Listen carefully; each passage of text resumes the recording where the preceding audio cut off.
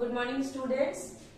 आज हम लोग क्लास 8 की लूसेंट इंग्लिश ग्रामर की पार्ट 3 यानी कि आपका लास्ट पार्ट है। किस चैप्टर का? सिंटेक्स का। ऑलरेडी मैं 2 आप लोग को लेक्चर्स दे चुकी हूँ इस चैप्टर पे। ये आपकी 3rd पार्ट है and this is the last and final part, है ना। आज ये चैप्टर आपकी खत्म हो जाएगी। तो लेट अस सी, यहाँ पर मैंने कुछ रूल्स लिखे हैं। ये जो 3rd पार्ट में मैं आपको पढ़ाने वाली हूँ, इसमें रूल्स कम एंड एग्जाम्पल्स ज्यादा है। एग्जाम्पल्स इसलिए है ताकि आप ज्यादा अच्छी तरह से इसको समझ पाए, है ना। जो इससे पहले मैंने 2 क्लासेस दिए थे उसमें मैंने आपको रूल्स समझाया था।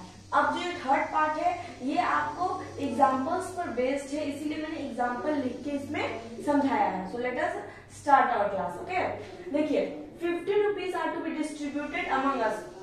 इससे पहले वाली क्लास में मैंने आपको बताया था कि जब भी कभी फिक्स्ड नंबर लग जाए, लाइक मैंने एक एग्जाम्पल भी आपको दिया था 10 kilometre is a long distance. वहां पर मैंने इज लगाया था। बच्चे आप कंफ्यूज नहीं होना, वहां पर तो इज लगा था, यहाँ आर क्यों लगा है ना।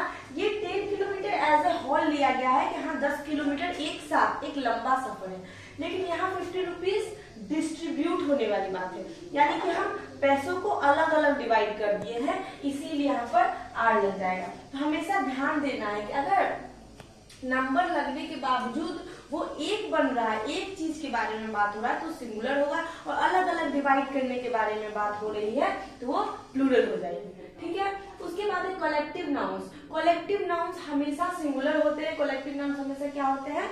सिंगुलर होते हैं ना। A bunch of keys is here, यहाँ पर देखिए a bunch of keys is here, ये हमेशा सिंगुलर होगा। A crowd of people, a herd of cattle, इस तरह का जितना भी होगा, a bouquet of flower, a garland of flower, जितना भी कलेक्टिव नाउन्स होंगे वो सारे आपके क्या होंगे?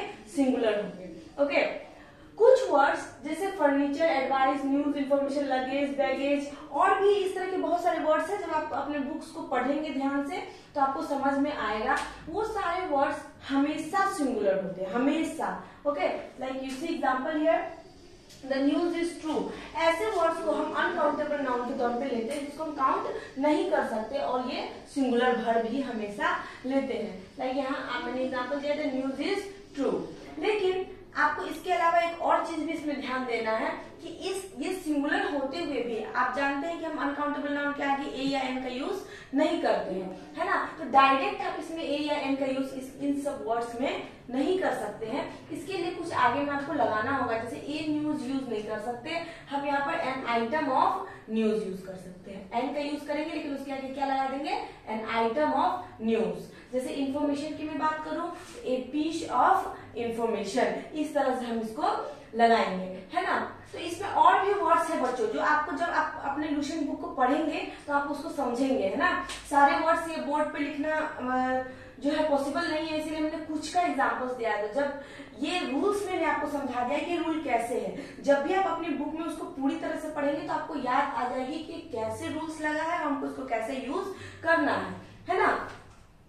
उसके बाद है कुछ वर्ड्स एस से एंड करते हैं लेकिन फिर भी उसको कभी भी प्लूरल नहीं माना जाता है। जैसे कि कुछ बीमारियों के नाम, जैसे मीजल्स, मम्स, है ना, सिंगल्स, ये सब बीमारी है और इसको कभी भी हम प्लूरल नहीं लेते हैं, although it ends with S, लेकिन फिर भी हम इसको प्लूरल नहीं लेते हैं। गेम्स के नाम जैसे बिलियर्ड्स हो गए, है ना, ये आपको क्या है? गेम्स है। टेबल टेनिस जो आप खेल रहे हैं वो सब गेम्स है, लेकिन इसको हम लोग कभी भी प्लूरल नहीं लेते हैं। स्टेट्स, कंट्री के नाम यूनाइटेड स्टेट्स, बुक्स के नाम द अरेबियन नाइट्स, है ना। इस तरह की बहुत सारी बुक्स है जो एस से एंड करती हैं, लेकिन उसको हम कभी भी प्लूरल नहीं लेते हैं। तो ये बात आपको समझना है बच्चों कि एस से एंड कर रहा है तो एक से ज्यादा के बारे में बात हो रही है, एक ही के बारे में। अगर मैं मीजल्स बोलूं तो मीजल्स मतलब एक ही होता है। अरेबियन नाइट्स ये एक ही बुक की नाम है, इसीलिए एस से एंड कर भी रहा है, लेकिन फिर भी हम इस बुक को सिंगुलरली ले रहे हैं, है ना। तो ये समझना है। फिर आपको सब्जेक्ट्स नेम्स बच्चों, जैसे कि आपको फिजिक्स एस से खत्म होता है, पॉलिटिक्स एस से खत्म होता है, मैथमेटिक्स का एग्जांपल मैंने यहाँ पे दिया, मैथमेटिक्स भी आपको एस से एंड हो रहा है, लेकिन हम इसको जब सब्जेक्ट के तौर पे लेते हैं तो सिंगुलर ही लेते हैं। बट जब भी हम हिज मैथमेटिक्स, माई मैथमेटिक्स, राम्स मैथमेटिक्स या हिज पॉलिटिक्स, राम्स पॉलिटिक्स ऐसा कुछ यूज करते हैं तो हम उसमें प्लूरल वर्ब का यूज करते हैं। This is the difference. आपको हमेशा याद रखना है, सब्जेक्ट के तौर पे अगर यूज हो रहा है तो सिंगुलर होगा, और अगर उसका या मेरा या तुम्हारा या राम का किसी और का मैथमेटिक्स, फिजिक्स, पॉलिटिक्स इसके बारे में बात हो रही है तो हमेशा प्लूरल रूप में यूज होगा। फिर और एक एग्जांपल है वेजेस। वेजेस मतलब आपकी आमदनी, आपकी मंथली इनकम कितनी है ना, या ईयरली पैकेज आपका कितना है। तो वेजेस जब हम सिन के बारे में बात करें, सिन यानी अनकाउंटेबल है ना, तो आपको हम गिन नहीं सकते, उसके वेजेस के बारे में अगर बात होगी तो वो सिंगुलर होगी, क्योंकि पाप को गिना नहीं जा सकता, वो एक फीलिंग्स है ना। उसके बाद अगर आपकी मंथली इनकम के बारे में बात हुई, हिज वेजेस, माय वेजेस, तो वो हमेशा प्लूरल होगा।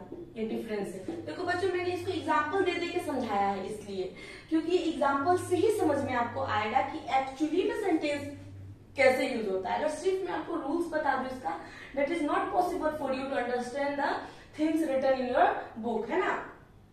फिर है कुछ वर्ड्स जैसे jury, mob, council, committee, audience, crowd etcetera, army, है ना, और भी बहुत सारा है जो ग्रुप में चल रहा है, उसको हम ग्रुप ही मानते हैं, कलेक्टिव नाउन मानते हैं उसको, सिंगुलर कलेक्टिव नाउन मानते हैं जो ग्रुप में चल रहा है। जैसे जूरी है ना, जूरी का मतलब क्या होता है, ग्रुप ऑफ जज का जो ग्रुप होता है। Committee, council, audience, army, soldiers, an army of soldiers होता है। तो वो सारा आपका सिंगुलर कलेक्टिव नाउन है और सिंगुलर वर्ब भी लेता है। जैसे the jury gave its decision, हम लोग इट्स किसके लिए यूज करते हैं, सिंगुलर चीजों के लिए, प्लूरल के लिए कभी इट्स यूज नहीं होता है ना। तो इसको हमेशा जब सेंटेंस ऐसा दिया है हम इसको सिंगुलर ही यूज करेंगे। लेकिन आपको याद रखना है कि जब इन चीजों को, जूरी, मॉब, काउंसिल, क्राउड, ये सब चीज अलग अलग लोगों के बारे में बोला जाए, इनके अंदर जो चीजें हैं उनके बारे में बोला जाए तो प्लूरल हो जाता है। जैसे the jury was divided in their opinions,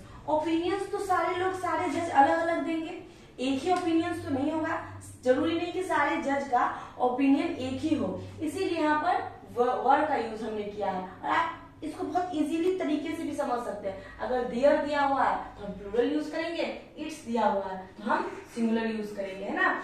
ये आप बहुत इजी तरीके से पढ़ सकते हैं।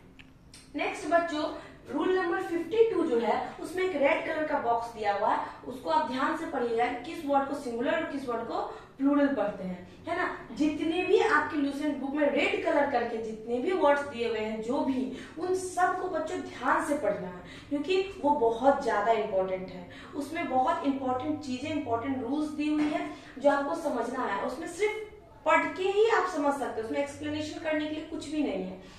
मैं इसका एक एग्जांपल दे रही हूँ ताकि आपको समझ में आए। देखिए हेयर, जैसे कि आप हम बाल, हेयर का बात करें तो इसको हम काउंट नहीं कर सकते हैं। तो जब हम सिंपली हेयर का बात करें तो हम सिंगुलर की जैसा यूज करेंगे। लेकिन अगर हम 4 बाल या 4 ईयर्स या 5 ईयर्स का बात करें तो उसमें हम आर का यूज करेंगे, ठीक है। तो अगर इसके आगे नंबर लग जाए, हर ईयर्स, हर क्लॉथ्स, हर ग्लासेस, इस तरह का लग जाए तो उसमें आर लगेगा। लेकिन ग्लास, हेयर, क्लॉथ, उसमें कोई नंबर अगर नहीं दिया हुआ है, नंबर पर ध्यान देना, अगर उसमें नंबर नहीं दिया हुआ है तो सिंगुलर होगा, नंबर दिया हुआ है तो प्लूरल होगा, ठीक है।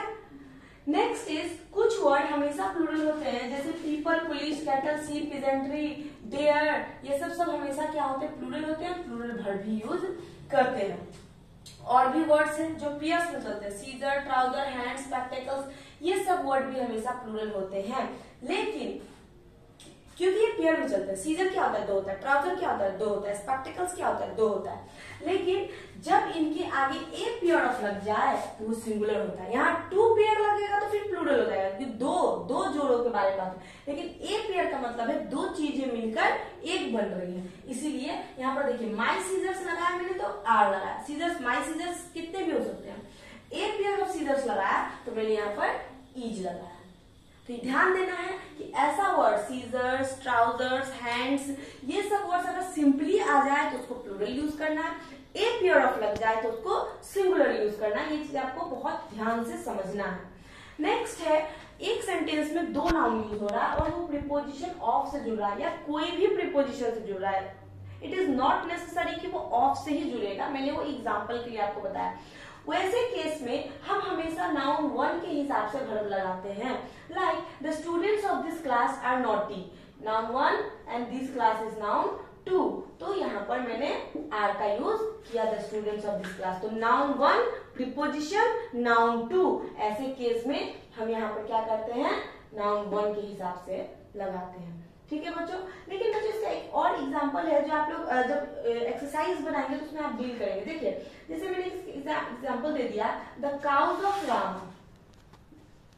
Are gentle. तो यहाँ पर नाउन 1 प्रीपोजिशन नाउन 2 मैंने काउज के हिसाब से लगा दिया।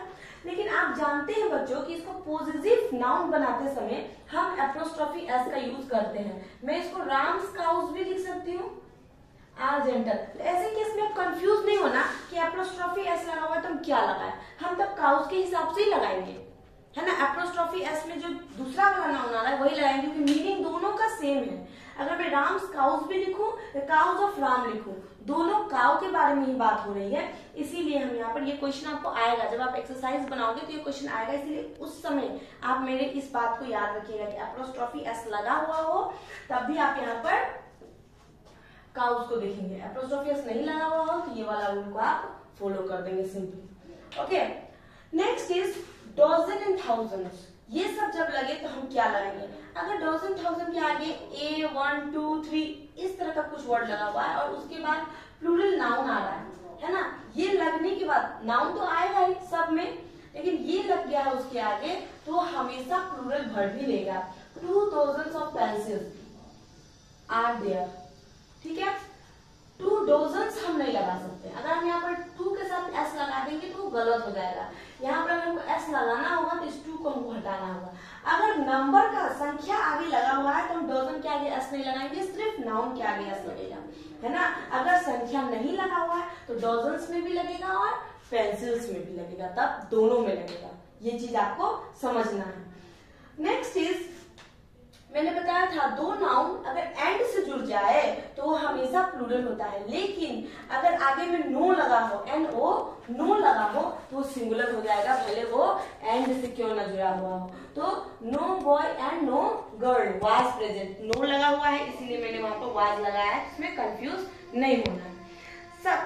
इससे पहले वाले लेक्चर में बच्चों मैंने आपको एक समझाया था रूल कि ए नंबर ऑफ अगर लगा हुआ है तो प्लूरल होगा, द नंबर ऑफ लगा हुआ है तो सिंगुलर होगा। उसी तरह से ये सेम रूल पे फॉलो करता है। ए वैरायटी ऑफ लगा हुआ है तो प्लूरल होगा, द वैरायटी ऑफ लगा हुआ है तो सिंगुलर होगा, है ना। ये सब चीजों को, छोटे छोटे रूल्स को जो सिर्फ एग्जांपल्स पर बेस्ड है वो सबको आपको मेमोराइज करना होगा, है ना। सिर्फ अंडरस्टैंडिंग इसमें काम नहीं आएंगे। एक इसमें लास्ट रूल बच्चों मैंने जो आपको बताया वो है एज। ओके, जहां एज लगा रहता है वहां बच्चे बहुत कंफ्यूज हो जाते हैं। जिसमें मैंने 2 एग्जांपल दिया है, बुक्स पे ही बेस्ड दिया है, लेकिन एक में सिंगुलर यूज हुआ है, एक में प्लूरल यूज हुआ है। कैसे, let us see. There were not so many books as were needed. यहाँ पर नीडेड किसके लिए यूज हुआ है, बुक्स के लिए। जरूरत हमको किसकी है, बुक्स की है। तो यहाँ पर दे जो है, THEY दे जो है वो छुपी हुई हिडन फॉर्म में है, इसीलिए मैंने वर्ड लगाया यहाँ पर। फिर यहाँ पर है there were not so many books as was expected. As was expected, यहाँ पर वाज क्यों लगा, क्यों, क्योंकि एक्सपेक्ट हम बुक के लिए नहीं कर सकते, बुक एक्सपेक्ट नहीं किया जाता, इसीलिए यहाँ पर मैंने इट है मेरे एक्सपेक्टेशन के लिए, है ना। इसीलिए यहाँ पर एक्सपेक्टेशन क्योंकि एक एब्स्ट्रैक्ट नाउन है ना, इसीलिए इट का यूज हुआ है और इट के लिए हम सिंगुलर वाज का, और दोनों में एज लगा हुआ है, दोनों में बुक्स लगा हुआ है। लेकिन डिफरेंस क्या है, यहाँ पर नीडेड जरूरत थी, बोले वहां पे उतनी सारी बुक्स नहीं थी जितनी हमें जरूरत थी, है ना। तो यहाँ पर नीडेड, है ना, या जितनी की जरूरत थी, तो बुक्स के लिए दे यूज हुआ और यहाँ पर हमने वर्ड लगा दिया। और there were not so many books as it was expected होगा, ये पूरा सेंटेंस होगा इट वाज एक्सपेक्टेड, लेकिन इट हिडन फॉर्म में है, समझ में नहीं आया, इसीलिए यहाँ पर इट को हाइड कर दिया, यहाँ पर वाज लगा दिया। This is the difference. तो माय डियर स्टूडेंट्स, आपका ये क्लास जो सिंटेक्स का है वो 3 पार्ट्स में कंप्लीट हुआ है और ये ऑलरेडी कंप्लीट हो चुकी है। इसमें अगर कुछ भी आपको ऐसा रूल है जो समझ में नहीं आया या आपको अंडरस्टैंड करने में मुश्किल हो रही है, तो सबसे पहले आपको जो करना है वो आपको अपनी लूसेंट का चैप्टर 1 पढ़ना है। ध्यान से 1 by 1 each and every rule, सिर्फ वो रूल नहीं जो मैंने पढ़ाया, उसमें बहुत छोटे छोटे एक्सप्लेन करके सब पार्ट्स में भी दिए हुए, उसको भी पढ़ेंगे। अगर उसमें भी कोई प्रॉब्लम हो तो आप स्कूल के नंबर पे कांटेक्ट करेंगे, ओके। एंड आप इसको बहुत अच्छी तरह से फेयर कॉपी में अपने नोट्स बनाइए, नोट्स तैयार कीजिए, और जब आपकी स्कूल रीओपन होगी तो आप उस समय मुझे सबमिट करेंगे। आपकी जो होमवर्क है वो है practice set question number 1, 2 and 3 के जितने भी क्वेश्चन है वो आपको अपने नोटबुक्स में बनाने हैं। उसके लिए मैं आपको 2 दिन की टाइम दे रही हूँ। 2 दिन बाद हम आपकी क्लास फिर से होगी और आप अपने नोट्स के साथ और ये सारे प्रैक्टिस सेट के साथ आप रेडी रहेंगे, इसको कंप्लीट करेंगे, और फिर तब हम नेक्स्ट चैप्टर जो आपका आर्टिकल्स होगा वो मैं आपका शुरू करूंगी। Okay, thank you.